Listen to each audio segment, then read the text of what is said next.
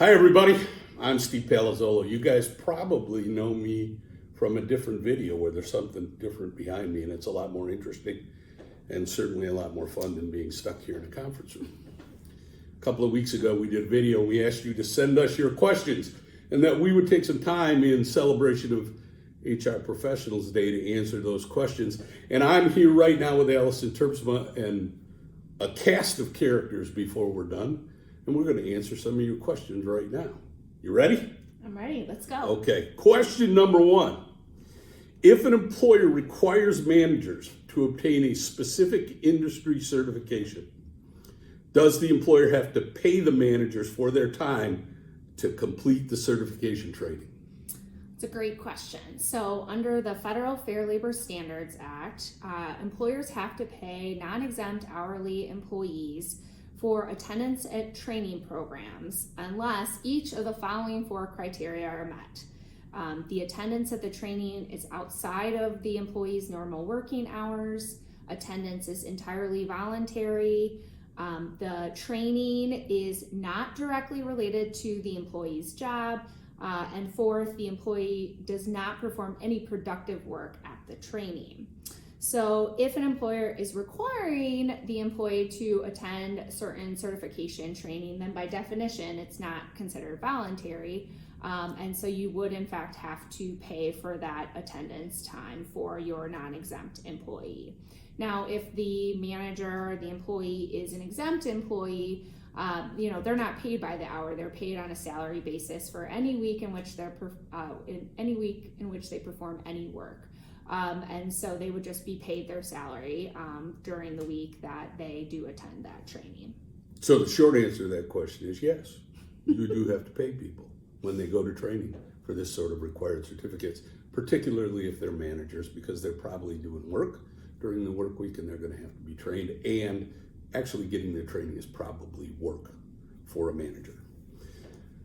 Okay.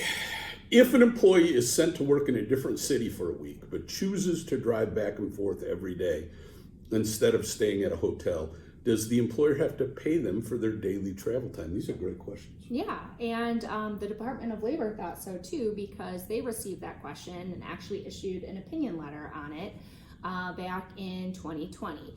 So what the DOL considered was a scenario where employees were at a remote work site 1.5 to 4 hours away.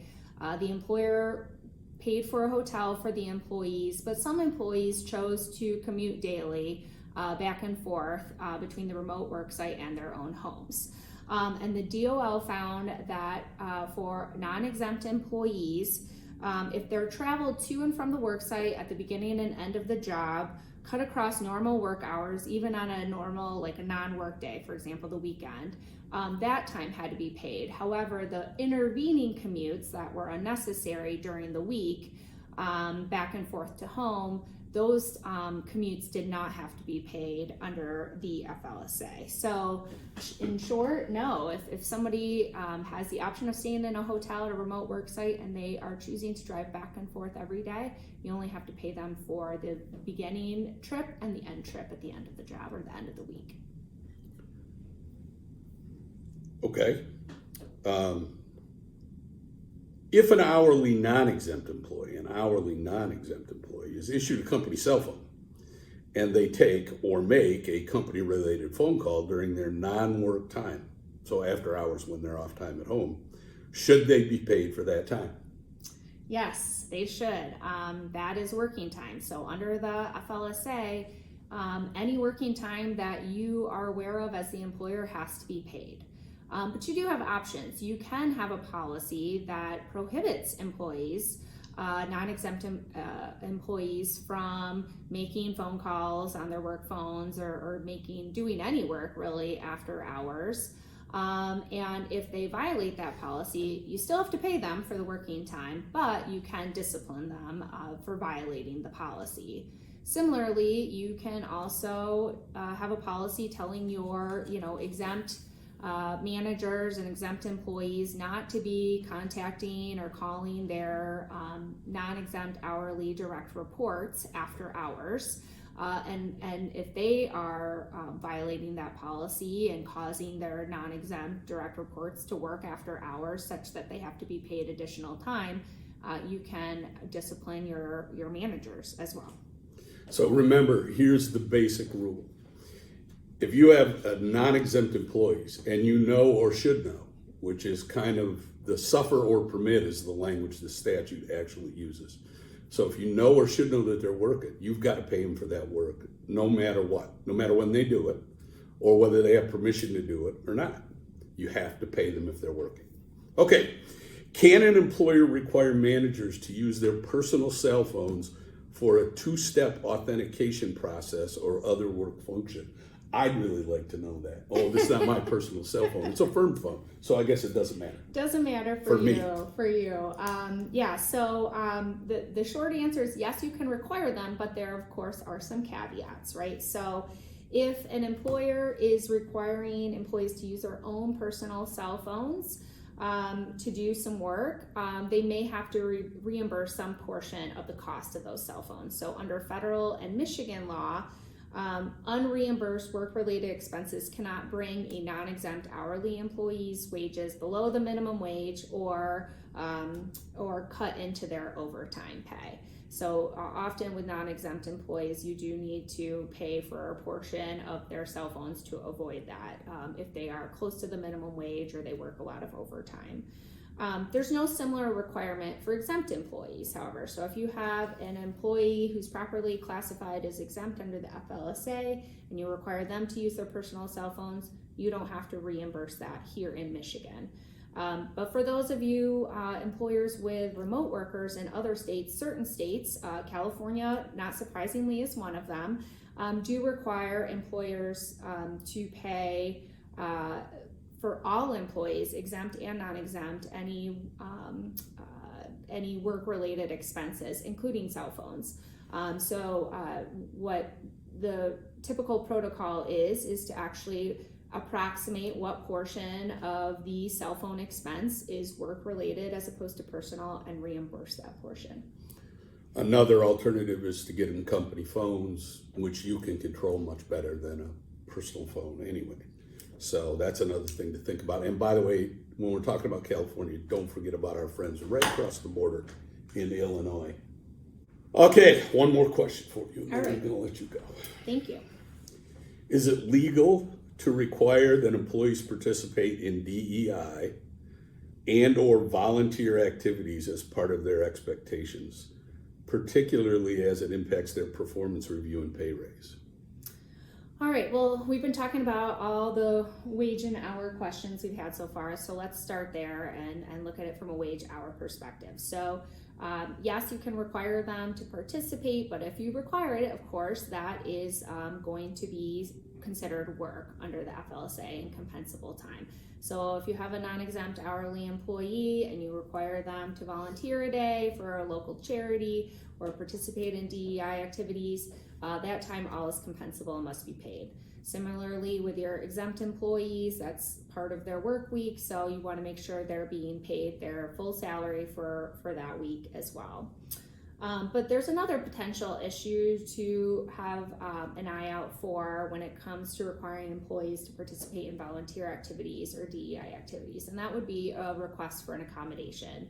So you may have an employee, an office employee, who comes to you and says, I can't participate in our company volunteer day at the Habitat for Humanity construction site because I have a medical issue.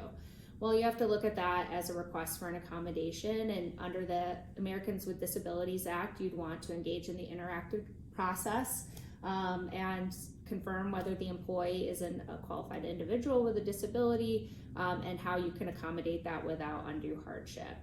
A very similar issue could arise with DEI activities as well. You may get a request for a religious exemption from participating in those activities. There again, under Title VII, you would want to engage in the interactive process, confirm that the request stems back to a sincerely held religious belief, and then consider again whether you can accommodate that request under undue hardship. The standard for undue hardship under Title VII is a lower one than under the ADA. So that's something to keep in mind, but that's just another issue to be on the lookout for. Yeah, and just two things as we close here. Number one, if you're making somebody do it, it's not really volunteer, is it? It might be charitable, but it's not really voluntary, so you do have to pay them. And number two, we're starting to see a lot of litigation over DEI initiatives and DEI training, and those things are starting to clash with people's religious beliefs, so just keep that in mind. We don't have any good answers for that yet. What wins, religious belief or DEI training? But we are starting to see some litigation, and hopefully the courts will give us some answers. Thank you, Allyson, for joining me. Now Thanks get for out of having here. me. Later. Finally, we got rid of Allyson. Now we've got Janelle Shankin here with us, and Janelle is one of our young associates, and we've got some questions for Janelle that she's going to take care of too. So let's just jump right in.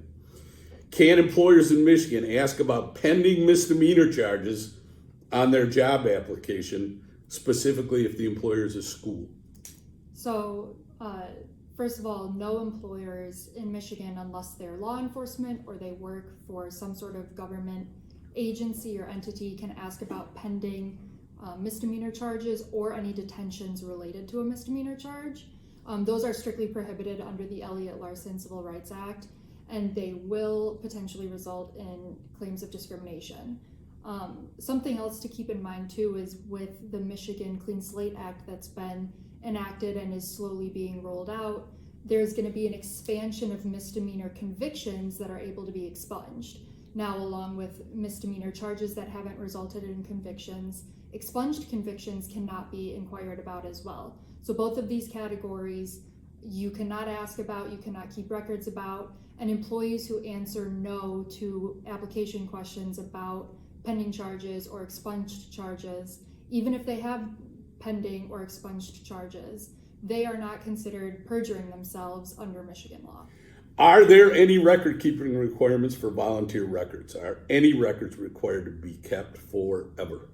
So Michigan doesn't have an explicit law on volunteer records. So organizations that work with volunteers, largely nonprofits, should generally follow the requirements of employment record keeping for background checks, for applications, and the like.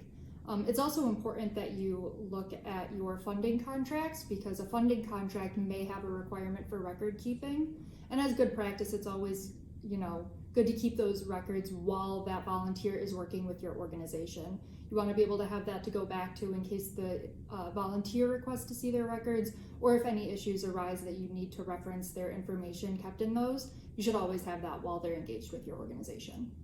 Perfect. So let's change the subject a little bit, and we'll get away from misdemeanors and crimes and records, and let's talk about the Americans with Disabilities Act. Do candidates and employees have a right to request a fully remote position? That's an interesting way to phrase that question. Request a fully remote. What do you think? So any employee or candidate can request an accommodation to work fully remote. However, the question really comes down to, can their job duties be performed fully remote? In terms of general employment, when the ADA is not involved, yeah, an employee can request it, but employers have a right to say no.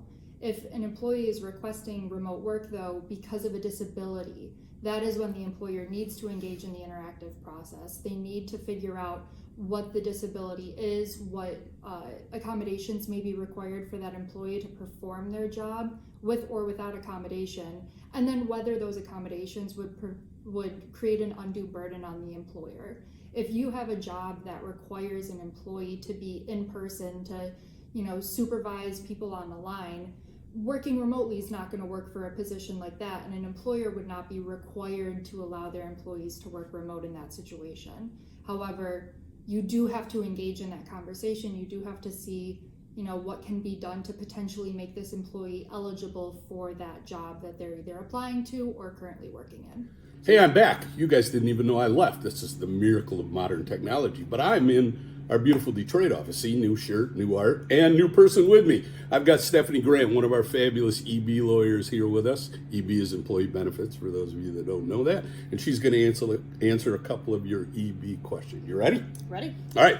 So Stephanie, if we utilize an online rewards and recognition program, are the quote reward points, end quote, taxable to our employees, whether they use them or not?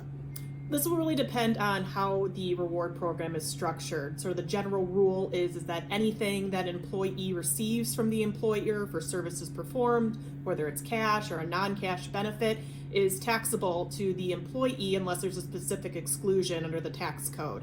There have been several IRS rulings about points or stamps that are redeemable for merchandise or items, and the IRS has generally held that those points are taxable to the employee, or at least the fair market value of the points are taxable to the employee when the points are rewarded, regardless of whether or not they're redeemed. That's generally what the constructive receipt says, is that if the employee has the ability to turn those points into cash, they're going to be taxed like that they got the cash, regardless of whether or not they actually redeem them. There are a couple of exclusions under the tax code that might fit your situation. Employee achievement awards are generally non-taxable. There's certain requirements you have to meet for that, meaning that the reward has to be for either length of service or a safety award, and it has to be presented during a meaningful presentation. If that's the reward system or the point system, then that could be non-taxable. There's also a pretty big exclusion for a non-taxable fringe benefit that could fit some situations. However, if anything is cash or cash related, the IRS has said you can't use the de minimis fringe benefit exclusion for that, because anything that's cash or cash equivalent can never be de minimis. Perfect. Okay, question number 2. Can we send annual retirement plan notices electronically if we receive written consent from the employee? Yes, but with certain requirements. Generally, if an employee consents to electronic delivery, whether that's through an email or whether that's through posting to a website, you can deliver those notices. But the Department of Labor has some strict requirements that you have to meet as well. For example, there needs to be an initial notice that has certain content and certain disclosures in it before you can give it out. There's a website that needs to be put in place if you're going to be posting it on the website. There's just different content requirements, so it's not as simple as the employee simply saying, yes, you can provide this to me electronically. There's several other requirements that you have to satisfy in order for the DOL to say that that's okay.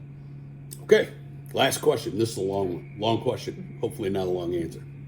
A person works for a manufacturing company through a staffing agency in a general labor position.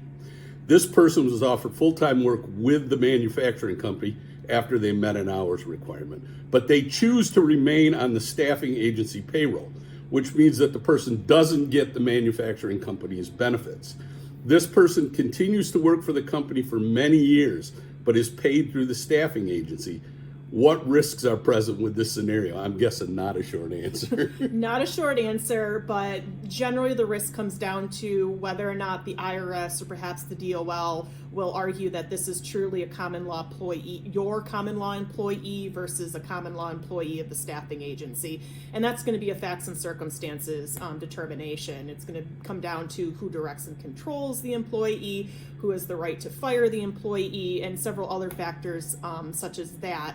And, if that's the case, the IRS and the DOL both come out and said, if someone is truly your common law employee, then they should be provided your benefits. They should be counted as your employee for a lot of benefit purposes. Probably the biggest risk would be the IRS coming in and saying that if you are an applicable large employer subject to the ACA reporting requirements with respect to providing health insurance to full-time employees, they could say that this is actually your full-time employee, not the staffing agency's full-time employee, and there's some ACA penalty exposure for that unless there's certain contractual requirements or contractual provisions in that services agreement with the staffing agency.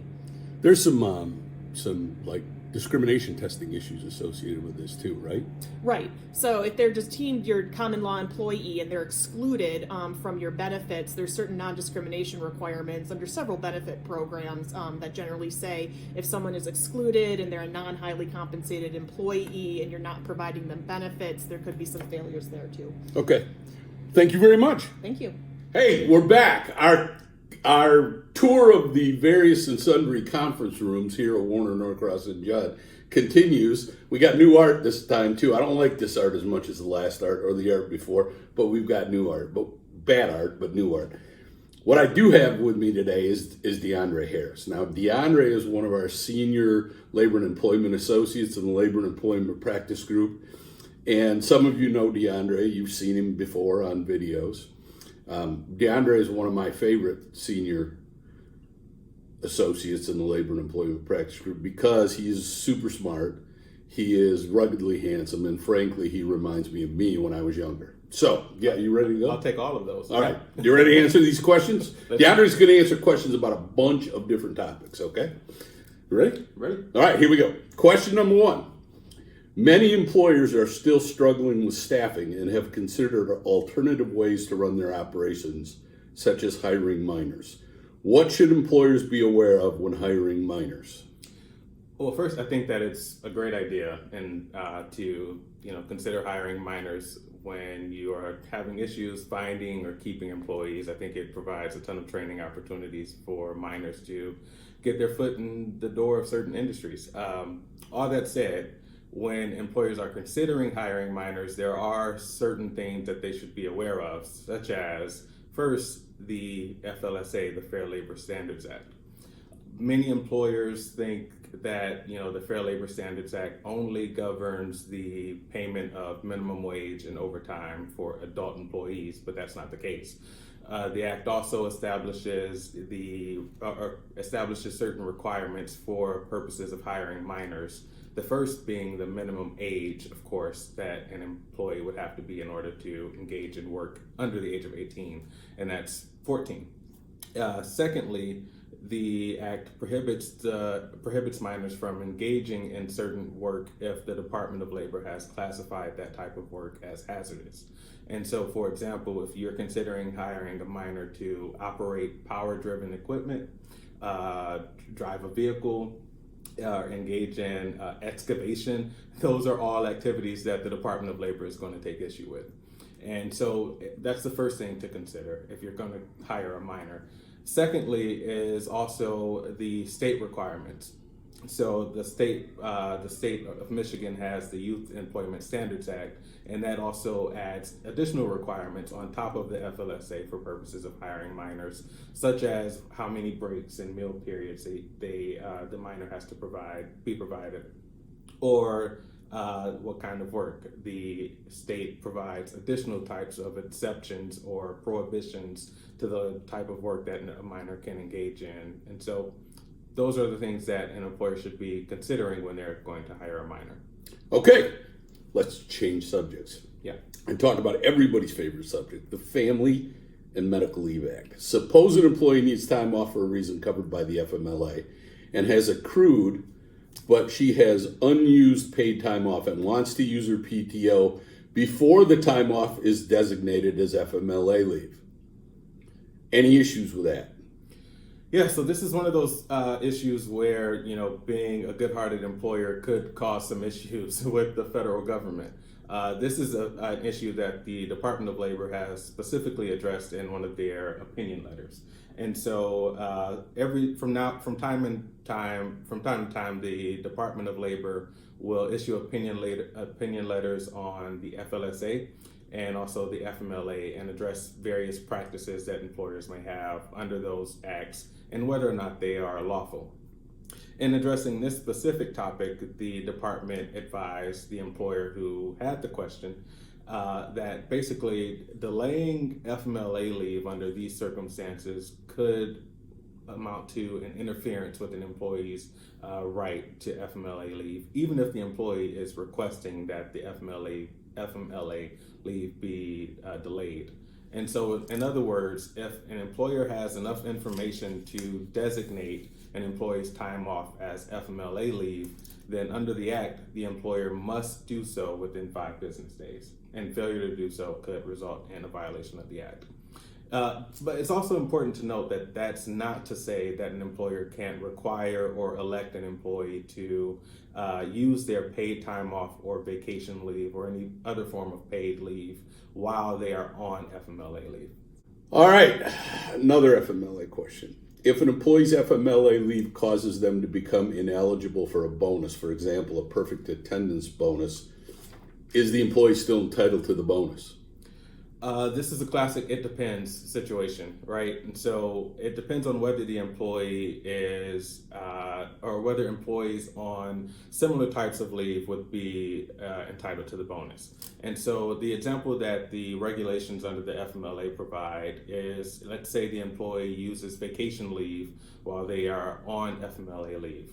Well, if the employer allows other employees on vacation leave to still receive the bonus, even though they're taking that kind of leave, then the employee who is on FMLA leave while also using their vacation time will be entitled to the bonus as well. But if the employee is on FMLA leave and doesn't use any other form of paid leave, and the employer also treats other equivalent types of leave as a reason to deny the bonus, such as ADA leave or military leave. If employees on those types of leave wouldn't be eligible for the bonus, then the employer can engage in that same practice here. Yeah, remember, treat the employee the same as you treat somebody on a different kind of leave that's similar to the FMLA leave that they're on. All right, let's talk about non-FMLA leave. Non-FMLA leave. When do you get non-FMLA?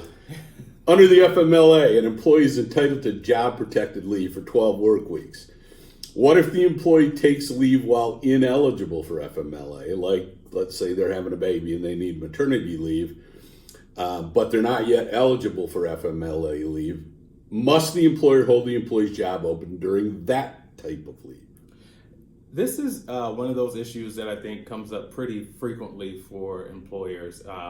And I think it's important to consider whether or not the employee has a qualified disability when they are seeking some sort of extended leave of absence. And the reason that we need to engage in that assessment is because both the EEOC and the courts tend to agree that under the ADA, a leave of absence can be a reasonable accommodation. Of course, depending on the circumstance, it's not it's not something that an employee is entitled to as a matter of right. But if the circumstances exist that suggest that a leave of absence is reasonable, then the employer would have to consider providing that kind of leave.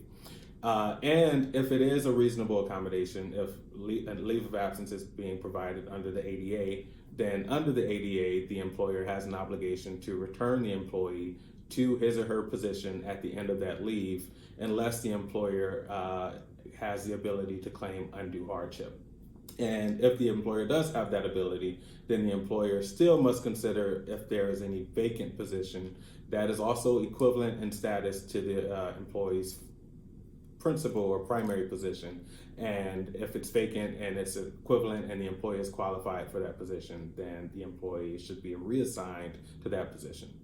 With respect to maternity leave, pregnancy in and of itself is not a disability, right? But if there is some sort of medical condition or impairment related to that pregnancy, then under that maternity leave, it could trigger the employer's obligations under the ADA, in which case they would have to go through that analysis of whether or not there's an undue hardship with respect to bringing the employee back. And then also separately from the ADA, with respect to maternity leave, the employer should also consider how does it handle extended leaves of absences for other temporary medical restrictions. And if it does hold the employee's job open under those types of leaves, then if it does not hold the employee's job open for maternity leave, then you could have a discrimination claim under the Pregnancy Disability Act. Which are both state and federal pregnancy discrimination acts, so keep that in mind. Yeah. All right, thank you very much. Appreciate you coming in. Thank all of you too. I know we didn't answer all your questions, but we tried to answer the questions that we thought had the most applicability to all of you. So we appreciate it. Hope you enjoy this. Hope you got the answers you needed, and we'll look forward to seeing you all soon. Thanks a bunch. Take care.